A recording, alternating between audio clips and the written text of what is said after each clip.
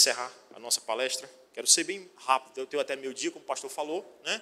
Mas eu quero ser rápido aí, né? Onde eu fiquei, se o irmão puder projetar aí a nossa palestra. Vamos para a reforma. Preste muita atenção para você entender bem o movimento. Ulrich Zwinglio, 1525, ele rompe com o rito da missa e de uma vez por todas, então, agora não é mais padre, agora é pastor, não é mais missa, agora é culto. Tá bom? Quem é o fundador da tradição reformada? Ulrich Zwinglio, não é João Calvino. João Calvino é o sistematizador, mas o fundador é Ulrich Zwinglio. Esse homem, irmãos, é mais um herói da fé que vai morrer, né, pela sua fé. Ele, como um guerreiro, estava dizendo toda hora para o exército de Zurique: vamos pegar a arma e vamos correr contra o exército católico, que eles estão chegando e vão nos matar. Aí disseram: não precisa de arma não. O que acontece? O exército espanhol chega, né, e vai invadir Zurique. E quando Ulrich Zwinglio e a igreja de Zurique pega a arma, já é tarde demais. Então, pegaram uma flecha, atingiu entre a armadura de Ulrich Zwinglio, ele caiu, e o exército católico pegou o corpo dele e esquartejou, cortou em pedaços. Então, Zwinglio morreu, foi mais um que morreu pela fé que ele defendia, né?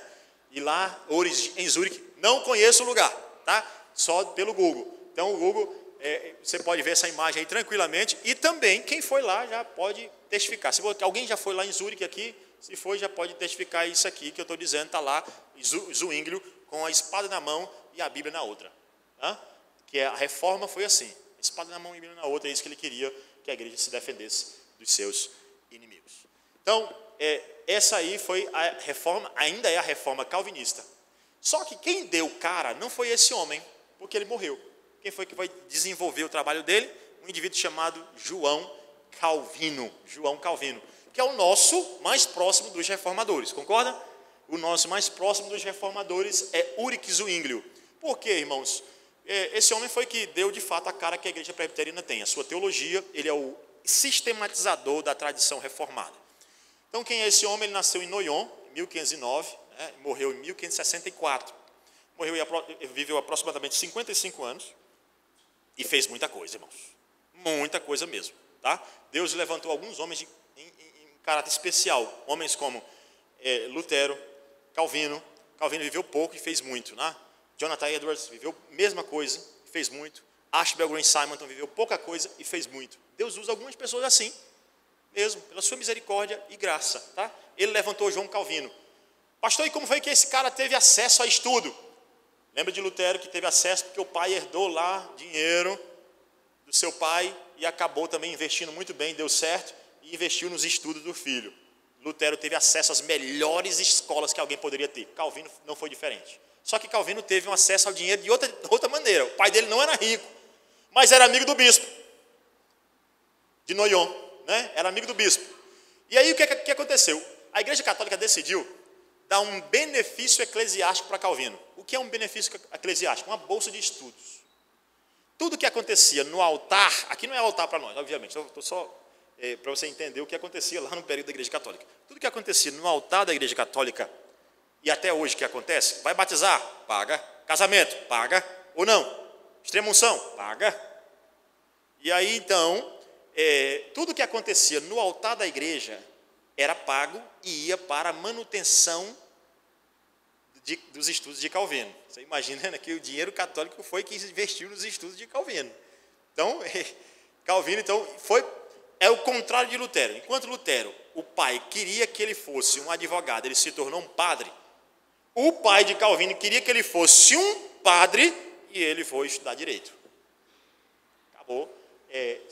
Estudar direito e acabou se tornando aí um pastor. Esse é o contraste, né? Ele, na verdade, o pai dele sonhava que ele fosse era um pastor e acabou realmente se desviando também aí desse caminho, né? Calvino, então, em 1509 nasce e traz então esperança para nós em face àquele contexto católico lá daquela região. Qual é a dificuldade lá, né? Então, Calvino, ele vai ser conhecido como um menino estudioso. Ele está lá em Noyon, né? E isso é França, né? Na França, Calvino é um francês, tá? Nasceu em Noyon, na França, lá onde foi coroado pela primeira vez o Carlos Magno, né? Foi coroado pela primeira vez. Na segunda foi em Roma. Primeira vez ele foi coroado lá em Noyon. Essa cidade é importante por conta disso, né? Então está aí Calvino, na foto dele, né? Ele vai estudar humanidades, porque o pai dele depois brigou com o bispo. Aí o menino não vai ser mais padre, não. Agora ele vai estudar humanidades. O currículo de humanidades é estudar humanismo realmente. Tá bom?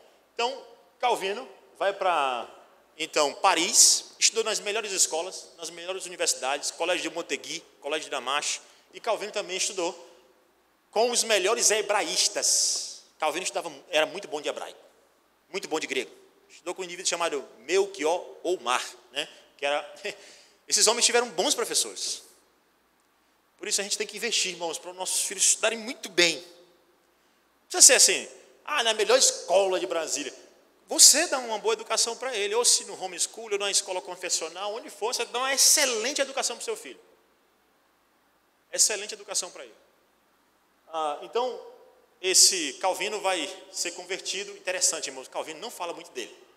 Tudo que a gente sabe de Calvino está numa introdução de Salmos, que ele diz assim: Deus me converteu de maneira súbita. Ele não quer falar dele, irmãos. Ele quer falar de Cristo. Até hoje nós não sabemos onde Calvino foi sepultado. Porque ele não queria que ninguém soubesse. Que ninguém fosse lá adorar ele. Não. Ele pediu para que quando ele fosse enterrado, ninguém dissesse onde ele seria enterrado, para que ninguém fosse lá. Ele queria falar de Cristo. Tudo que a gente sabe de Calvino são poucas palavras que ele diz: Deus me converteu de maneira súbita. Diz outras poucas também, mas basicamente isso. Então Calvino foi convertido, e depois que ele foi convertido, ele influenciou, o colocado como reitor na Universidade de Paris, que quando esse reitor foi proferir o seu discurso, percebeu-se que tinha influência protestante. E Calvino, lendo uma versão da Bíblia, teria sido convertido e influenciou esse reitor. Quando esse reitor foi proferir o seu discurso, perceberam a tendência protestante. O que fizeram?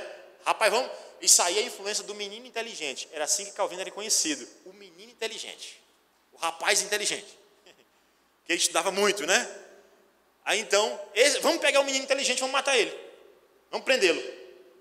Não conseguiram prender porque Calvino fez uma turnê pela França. Por diversos lugares, Por diversos lugares. Ele foi então para a região de Navarra, Onde tem lá o Henrique de Navarra. Lembra das batalhas dos 3 Henriques? Da Catarina de Médici? Lembra lá? Lembra a batalha dos 3 Henriques? Catarina de Médici vai casar sua filha com um dos Henriques, Henrique de Navarra. Esse Henrique aí, que vai casar com a filha de Catarina de Médici, que vai na noite de São Bartolomeu matar 5.000 protestantes. Só na noite de São Bartolomeu, no dia 24 de agosto de 1572. Na França, morreram 5.000 protestantes só numa noite.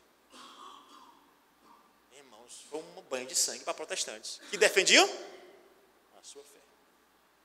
Então, Calvino, ele vai para essas cidades, que são cidades refúgios. Até que ele quer ir para onde? Ele quer ir para uma cidade chamada Estrasburgo, porque lá tem liberdade religiosa. Calvino quer o quê? Estudar, quer escrever, quer falar sobre a fé dele. Então ele vai para Estrasburgo. Só que quem está tendo guerra, ele tem que fazer uma volta. E ele passa por uma cidade chamada Genebra. E lá ele se encontra com um indivíduo chamado Guilherme de Farel. Guilherme Farel. E eles vão jantar lá juntos num determinado lugar. E aí, isso porque Farel soube que o menino inteligente estava lá. Calvino já era famoso. Ele já tinha escrito a primeira versão, das Institutas, que tinha 500 páginas. A última tinha 1.500. Muito cedo Calvino escreveu esse material, as Institutas. Então, ele se tornou famoso por causa disso. Mesmo sem WhatsApp, mesmo sem Instagram. Tá? Calvino já era muito famoso naquele período.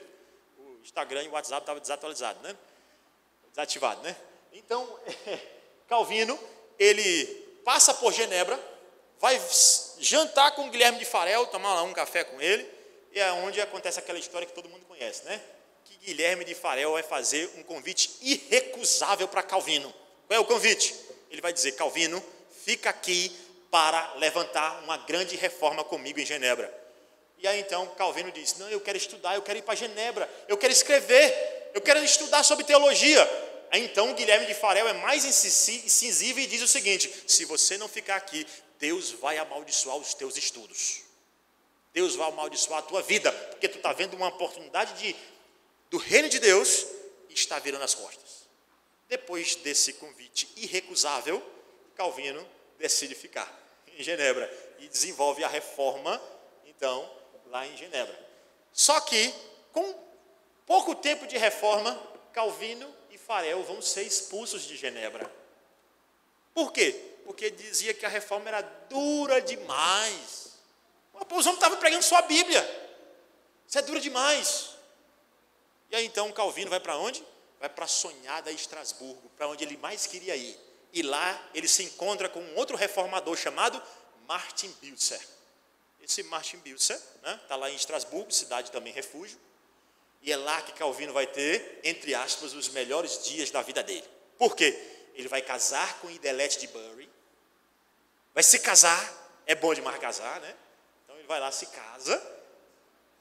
Amém, né, irmão? Bom casar. Já disse que Lutero e também Zwinglio casou-se com Anna Heyert, né? Também foi muito importante para nós, pastores, podermos casar.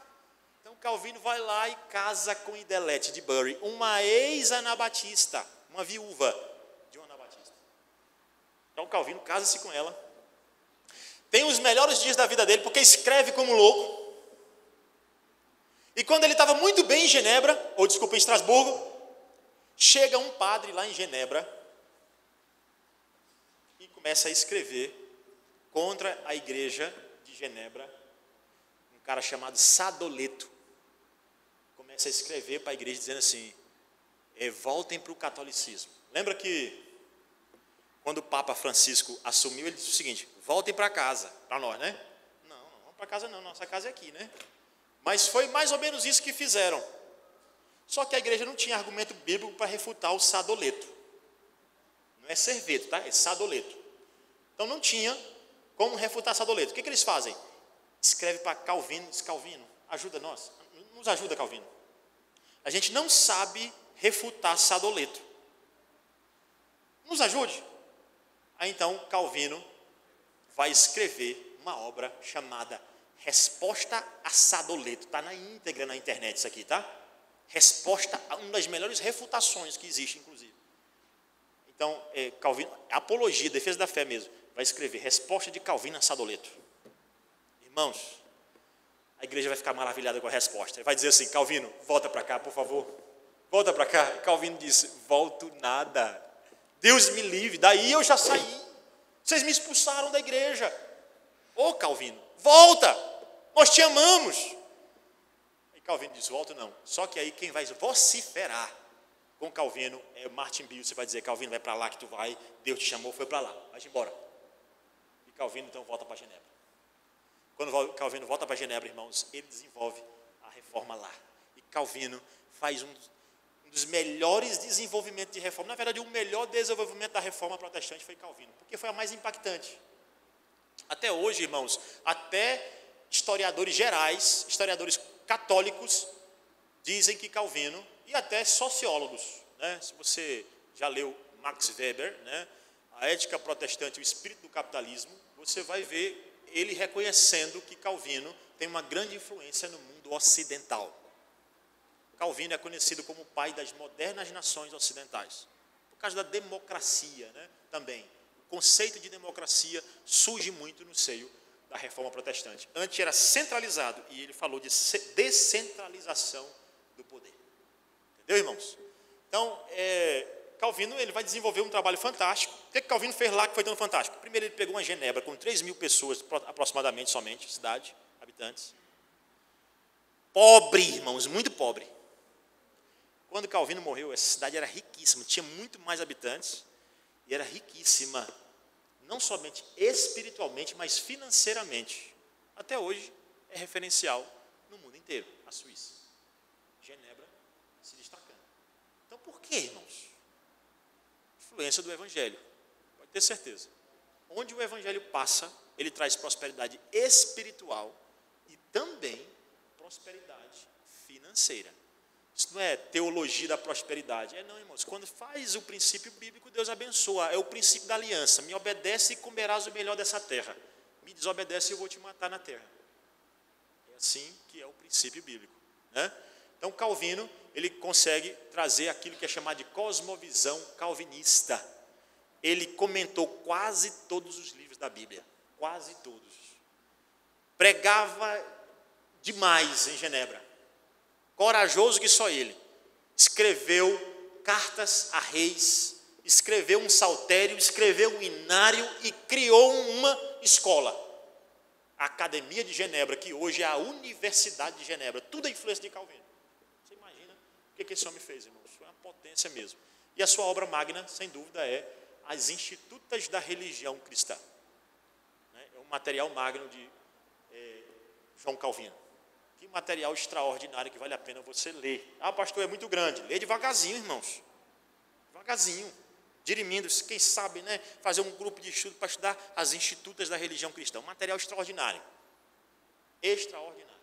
Tá bom? Ali está o resumo de que nós acreditamos. Então, Calvino deu essa influência toda, irmãos, em todos os setores da vida. Político, social, econômico. Pessoas que estavam lá na miséria. Calvino não aceitava ninguém preguiçoso em Genebra.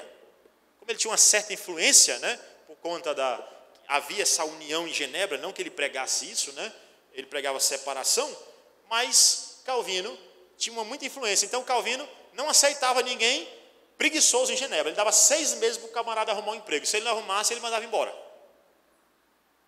Entendeu? Pastor, e se não tiver emprego? Ele arrumava, nem que fosse para limpar a cidade, mas ele ia trabalhar. Porque para Calvino o trabalho dignifica o homem. O homem tem que trabalhar. Do trabalho de tuas mãos comerás, feliz serás e tudo te irá bem. Hoje nós, pastor, se eu ganhar de graça que é bom. A felicidade é ganhar tudo de graça. Passe de graça, vida de graça. Não, peraí, do trabalho de tuas mãos comerás, feliz serás e tudo te irá bem. Salmo 128. Ok, irmãos? O trabalhador é digno de seu salário, o preguiçoso melhor que não coma. Esse é o princípio bíblico que Calvino colocou isso em Genebra. E deu certo. O que é Bíblia, irmão? O que é Bíblia dá certo. Não dá certo o que é antibíblico. Isso não dá certo, não. Então, defender a fé não é só um aspecto da vida. Como dizia Abraham Kuyper, não há uma polegada sequer que Cristo não possa dizer, eu sou Senhor. Ele é Senhor de tudo na minha vida. Foi a Igreja Católica que disse que essa diferença entre o sagrado e o profano. Vamos adiante. Então, Calvino deu essa grande contribuição. Outro foi a reforma anglicana. Então, reforma luterana, com Martinho Lutero, aonde? Na Alemanha. Reforma calvinista, com Ulrich Zwinglio e João Calvino, na Suíça. E agora a reforma anglicana. Opa. Vou já chegar aí, pode passar aí, irmão. Vou já chegar na Batista aí. Pode passar aí lá para anglicana. Inglaterra, exatamente. A reforma anglicana, irmãos, ela recomeça também com a palavra de Deus. Lembra lá que eu falei de Wycliffe defendendo a fé lá atrás? Depois, Deus levantou um homem chamado William Tyndale, isso já no século XVI.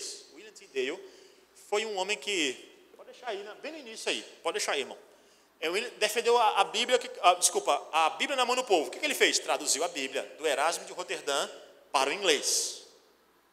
Isso é marca reforma. Bíblia na mão do povo. Bíblia na mão do povo. Leia a Bíblia. Então, esse homem vai defender a fé e ele vai desafiar a Igreja Católica. Ele vai chegar para um padre e vai dizer o seguinte: se Deus me der saúde para isso, eu vou fazer com que o camponês que empurra o arado saiba mais da Bíblia do que você. Se Deus me der saúde para isso, eu vou fazer com que o camponês que empurra o arado saiba mais da Bíblia do que você. Irmãos, a reforma, a defesa da fé envolve estudo da Bíblia. E ele ensinou. Só que esse rei aqui, o rei Henrique VIII, vai matar William Tyndale. E antes dele morrer, queimado, né, ele vai dizer assim: Senhor, abre os olhos do rei da Inglaterra. E o que acontece é que depois o próprio rei Henrique VIII vai autorizar a publicação da Bíblia. Tá bom? Se respondendo diretamente à oração dele ou não, mas Deus permitiu isso pela sua misericórdia e graça. Mas quem foi esse camarada aí, esse rei Henrique VIII? Foi o rei devasso, né? O rei que vivia uma imoralidade. Ele tinha 6 mulheres, teve 6 mulheres, na verdade. né? 6 mulheres. Então, a igreja anglicana surge como? Com as confusões amorosas do rei Henrique VIII.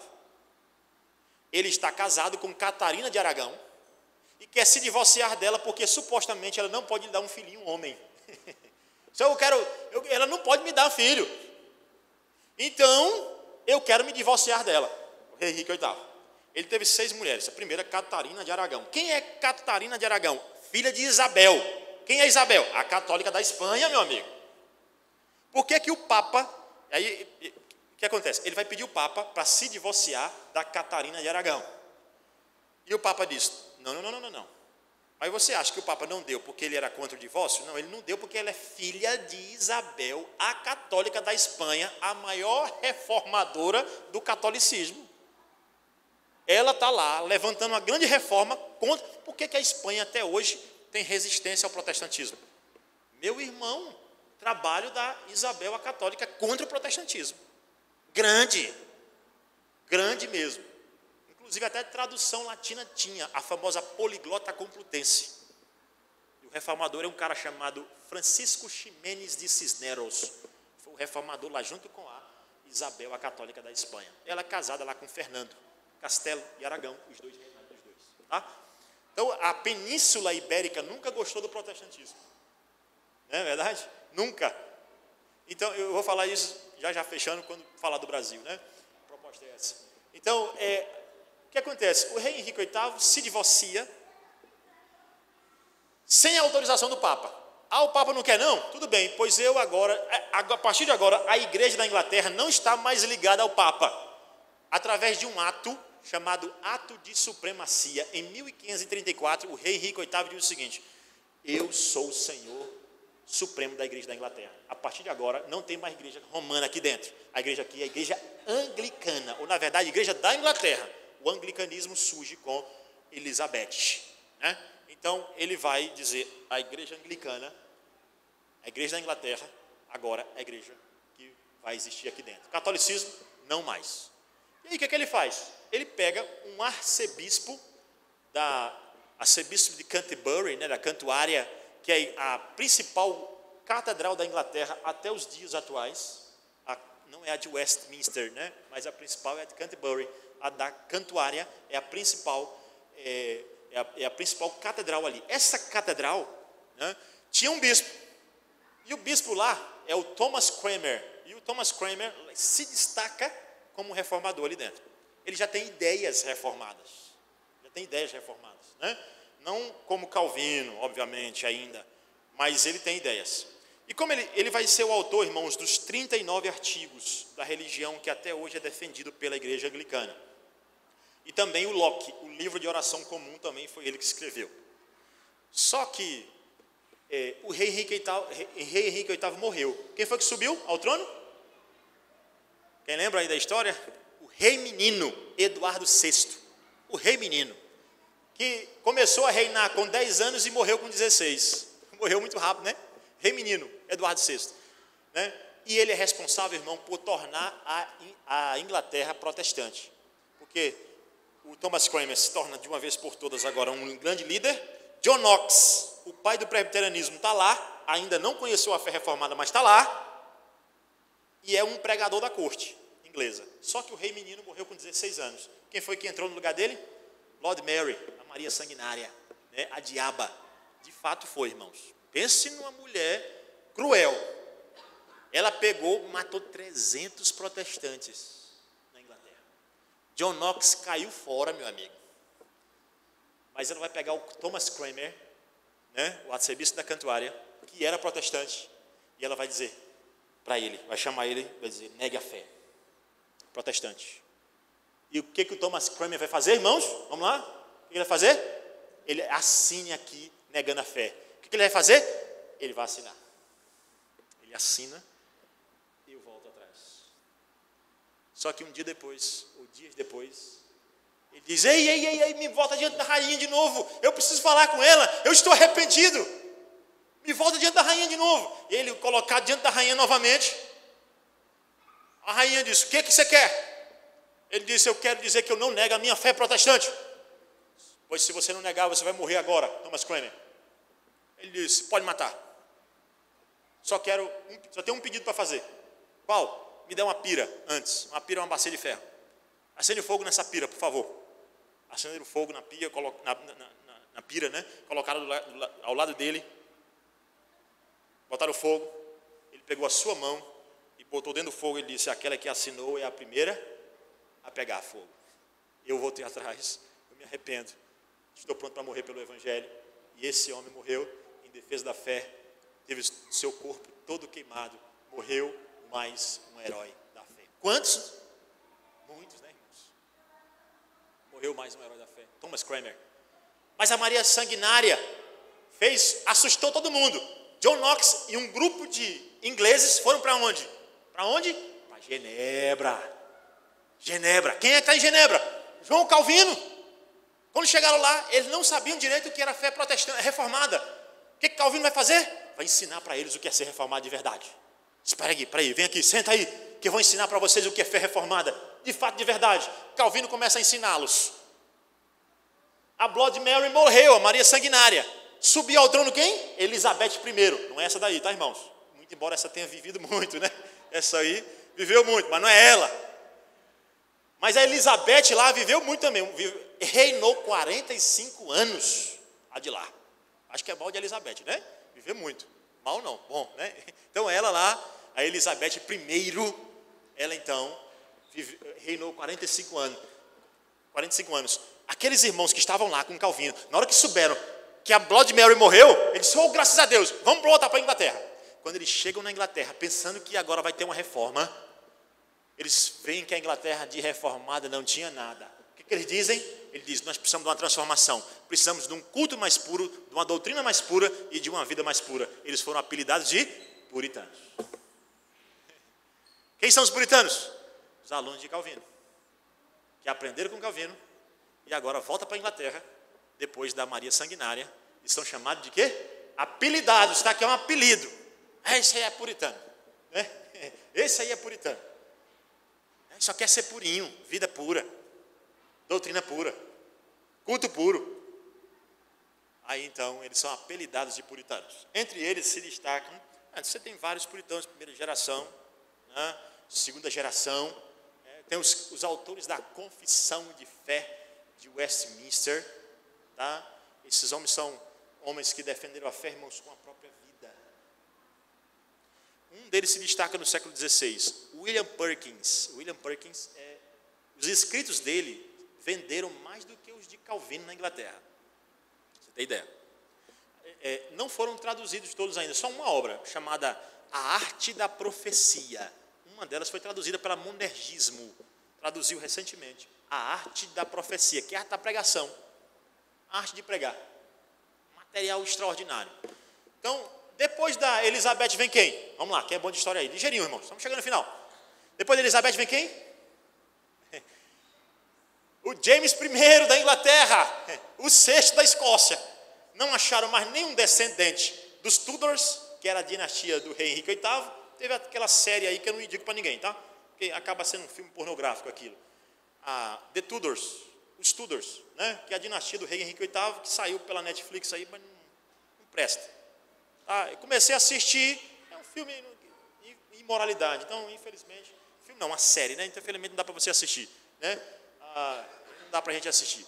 Então, mas a dinastia dele acabou, foram pegar lá na Escócia, trouxeram para a Inglaterra, aí os puritanos ficaram felizes, pegaram um escocês, porque a essa altura, John Knox já tinha passado por lá. Quem é o pai do presbiterianismo? John Knox ou é João Calvino? Quem foi que ensinou o sistema presbiteriano para John Knox? João Calvino? Então o pai é quem? É Calvino ou é John Knox? Eita, o Calvino é o avô, né, irmãos? O pai é John Knox. Por quê? Alguém sabe me dizer por quê? Porque embora Calvino realmente tenha defendido o sistema presbiteriano, ele não conseguiu pôr na prática, porque o consistório não deixou. Quem ensinou foi João Calvino.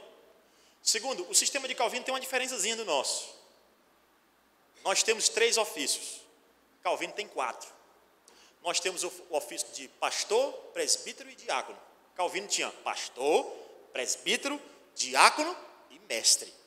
Por causa do texto de Efésios. Pastores e mestres. A tradução lá está errada. John Knox acertou. Para você ver que nós não adoramos ninguém. Todo mundo erra, até Calvino. Para nós é pastores, mestres. O pastor, ele é o mestre da igreja. Ele é quem ensina a igreja. Por isso a igreja presbiteriana tem 3 ofícios, não 4, como Calvino teve. E John Knox foi que em 1559 fez a oração. Qual foi a oração que ele fez? Senhor, dá minha Escócia para Jesus, senão eu morro. 1560, o protestantismo ou presbiterianismo se tornou a religião oficial da Escócia. 1560. Por isso que ele é pai do presbiterianismo, tá? Porque um país inteiro se tornou presbiteriano. Tá, irmãos? O James I lá não quis nada com o protestantismo, tá? Com o presbiterianismo. Ele dizia uma frase assim, olha, o presbiterianismo tem tudo a ver com a monarquia, como Deus tem a ver com o diabo. Por que ele dizia isso? Porque ele é centralizador e o presbiterianismo é descentralizador. Depois vem o Charles I, e é o contexto da Assembleia de Westminster, é produzido então os nossos símbolos de fé. Confissão de Fé de Westminster, Breve Catecismo, Catecismo Maior, de 1643 até 1649. É o que nós defendemos na nossa fé. Tá bom, irmãos? Inglaterra, como foi que isso tudo chegou ao Brasil, irmãos? Como foi que isso tudo chegou ao Brasil? Em 1555, um indivíduo chamado Nicolas Durand de Villegaignon, aí não está aí não, tá, irmãos? Vamos aqui, depois eu passo o slide para os irmãos podem estudar à vontade, tá? Eu aqui de cabeça para a gente encerrar. Como foi que isso chegou ao Brasil? 1555, Nicolas Durand de Villegaignon, um almirante francês, tinha um sonho de plantar uma colônia francesa no Brasil. Ele foi para o rei Filipe e disse assim, eu quero ir para o Brasil. Filipe disse, não, rapaz, está doido. Lá já existem os portugueses. Os portugueses já estavam aqui desde 1500. 1555, 55 anos de domínio português. Quem foi que chegou aqui? Igreja católica ou protestante? Católica. Frei Henrique de Coimbra realizou a primeira missa no Brasil, 1500. 1555, Villegaignon disse, eu quero ir para o Brasil, plantar uma colônia francesa. O rei disse, não quero confusão com os portugueses. Só que aí ele apela. Ele pede ajuda a um almirante chamado Gaspar de Coligny. Coligny, ajuda a gente aí, rapaz, a intervir com o rei, para o rei dar dinheiro para a gente vir para cá, para a gente ir para o Brasil. Então o rei, pela mediação de Coligny, esse homem aí para nós, quem vai ao Rio de Janeiro já viu lá, tem o Forte Coligny, né? Tem lá o histórico nosso até hoje disso, né? Então, esse Coligny vai conseguir e o Villegaignon vem para o Brasil. Ele chegou aqui em 1555. Você pode assistir um filme chamado Vermelho Brasil, mas na perspectiva que eu estou lhe contando, por favor. Não acredite em tudo que está lá não, porque lá tem muita mentira, tá? E você pode ler uma obra, pastor, eu quero conhecer a verdade, pois conheça a história de quem escreveu. Um indivíduo chamado Jean Delery, estava lá na hora e escreveu tudo. Nós temos o relato do livro dele. Viagem à Terra do Brasil, Jean Delery, o francês. Ele viu tudo e escreveu tudo, né? Então, em 1555, ele chegou no Brasil, Villegaignon, olhou para o Brasil e disse, rapaz, que é difícil demais para plantar uma colônia. Por quê? Baixa moralidade, baixa espiritualidade. Vou escrever para Calvino, meu amigo de escola. Eles tinham estudado junto lá em Paris. Vou escrever para o meu colega Calvino, e ele escreve, ele não era protestante, ele era simpatizante. Meu irmão, os simpatizantes são pior do que... Pode ter certeza. Ele era simpatizante do protestantismo.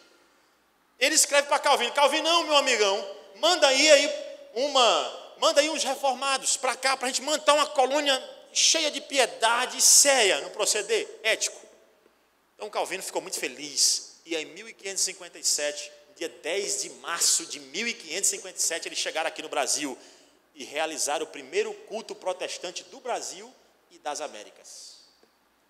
Lembra que a América só vai ser descoberta, ou na verdade colonizada, né, pelos puritanos no século 17, pelos puritanos, né, as primeiras colônias, a colônia da Virgínia, Plymouth, né, só depois do século 17, só no século 17, mas aqui no século 16, eles chegaram, realizaram o primeiro culto no dia 10 de março de 1557, no dia 21 de março de 1557, realizaram a primeira ceia do Senhor aqui no Brasil. Que privilégio, irmãos.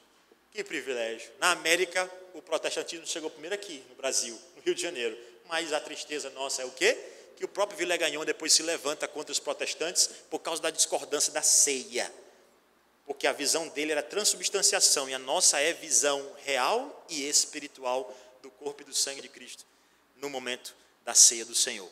A Eucaristia, como eles chamam, né?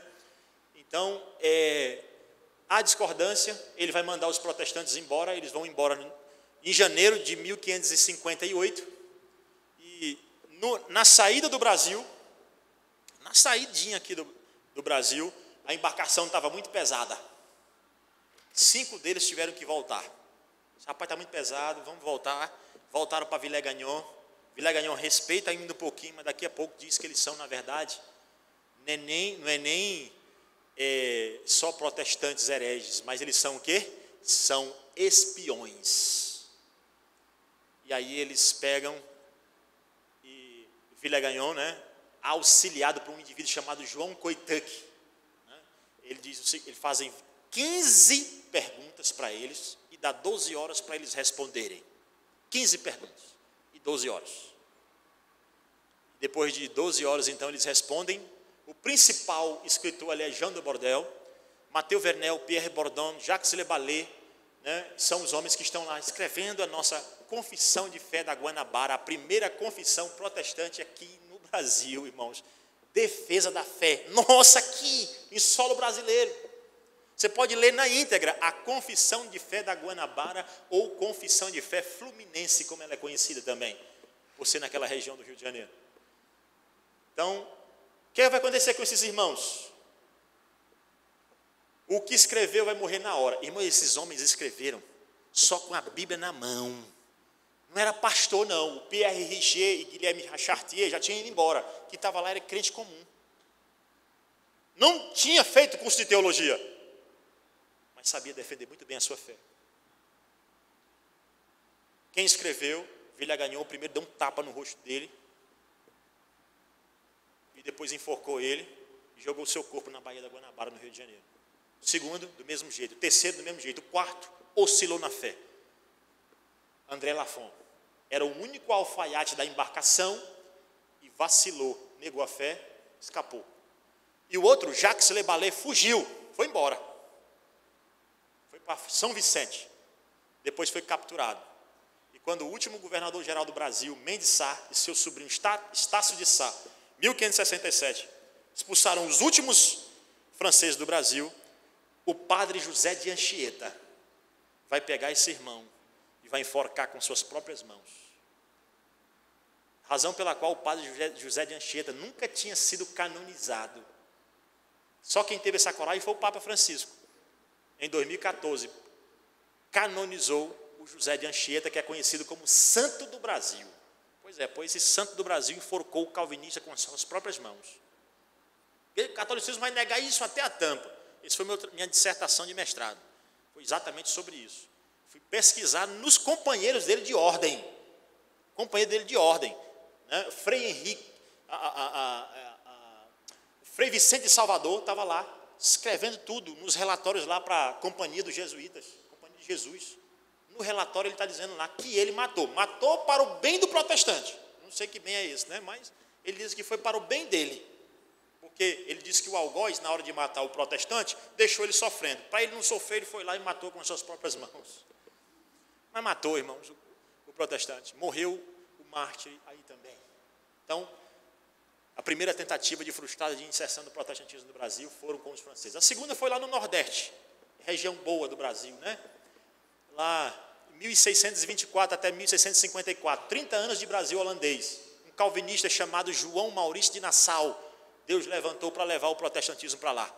Aí lá eles evangelizaram os índios potis. O primeiro pastor, digamos assim, né, segundo alguns relatos, pastor a ser ordenado, além do reverendo José Manuel da Conceição, que é o nosso presbiteriano querido, foi um índio, chamado índio Pedro Poti, né, que foi para a Holanda, aprendeu holandês e veio para cá para poder traduzir os holandeses.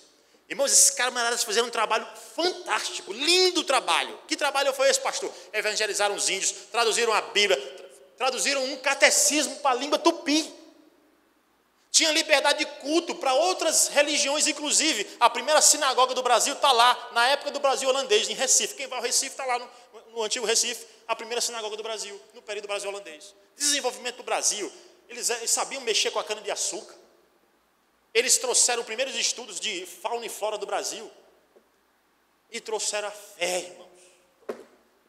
Mas em 1654, eles, junto com os portugueses, expulsaram os holandeses do Brasil. E até hoje é um feriado lá, né? A famosa Batalha dos Guararapes. Surgiu, exatamente. Ai, irmãos, que história nós temos. Eles, então, expulsaram os holandeses do Brasil. E esses holandeses foram para onde? Para Nova Amsterdã, Nova York, para fundar, junto com os judeus, a cidade de Nova York. Nós perdemos muito, né, irmãos? Não foi só o desenvolvimento econômico, nós perdemos foi a fé, irmãos, que era plantada aqui dentro. O protestantismo, o nosso historiador, que foi presidente do Supremo Concílio durante 3 vezes, o reverendo Bonés Ribeiro, falando sobre essa história, ele disse que até o início do século XIX não tem história de um protestante sequer no Brasil. Ai, irmãos, 3 séculos sem protestantes, mas a primeira universidade do Brasil é do século XX. Atraso também veio para cá, viu? Tristeza, muita. O protestantismo chegou aqui no Brasil porque Deus mudou a legislação brasileira. Quando a família real, em 1808, foi transferido para cá, fugindo das tropas napoleônicas, ladeado pelos soldados ingleses, vieram para cá. Quando João, o príncipe, veio para cá, ele olhou para o Brasil e disse: meu Deus, isso aqui está atrasado demais. Vamos abrir os portos. Aí abre-se os portos. Para quem? Nações amigas. Inglaterra, protestante. Alemães. Quem sabe desenvolver o negócio econômico são os protestantes. Tem que abrir para eles. Vieram os primeiros tratados de liberdade religiosa no Brasil. Os primeiros, irmãos. Irmão, liberdade religiosa é coisa difícil, coisa rara. A gente tem que orar e lutar por isso, pelo amor de Deus. Isso é muito caro. O catolicismo era a religião oficial do Brasil até a segunda Constituição brasileira. Só na Constituição republicana foi que nós está lá dito assim: fica abolido o padroado do Brasil. O padroado é a relação igreja e Estado. O catolicismo era a religião oficial do Brasil. Agora não é mais, mas foi. Por isso que até hoje você vai num órgão público, está lá ainda, tem um crucifixo lá, faz parte da história, né? Esse é o ponto. Né?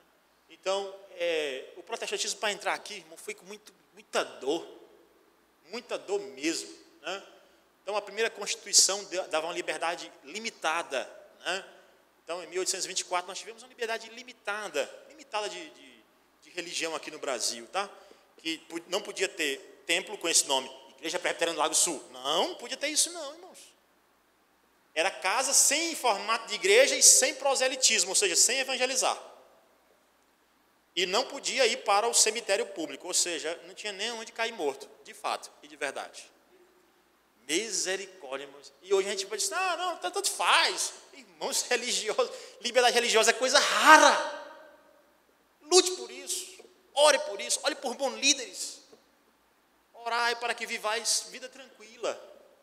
A gente ora por todos os líderes, independente de partido, todos eles, para que nós vivamos o quê? Vida tranquila, irmão, porque perseguição é difícil demais, irmãos. É muito difícil. Foi muito duro para entrar o protestantismo aqui no Brasil, até que entrou permanentemente. Essas primeiras igrejas eram igrejas imigrantes, não falava português não.